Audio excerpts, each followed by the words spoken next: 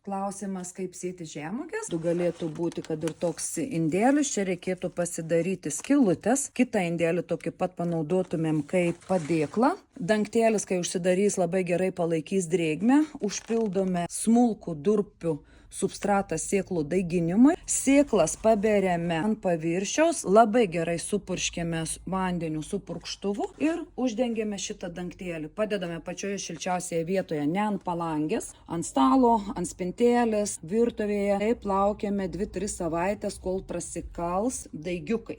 Jeigu nenorime pikiavimo, mes galime pasirinkti dražuotas sėklas žirniukais ir būtų veislė Aleksandrija, arba tas pačias žemuogių sėklas susikratome į mažą lėkštutę, pasiėmėme dantų krapštuką ir tada mes po kelias sėkleles nukratome į kiekvieną narelį. Prieš tai tą narėlis užpildome sudrikintą durpę ir ant viršaus uždėsime maistinę plėvelę, galima ir agro baltą plėvelę. Jeigu norime, kad žemuogių sudygtų kuo daugiau sėklų, reikia jas neužberti sėjimui skirtų durpių substratų.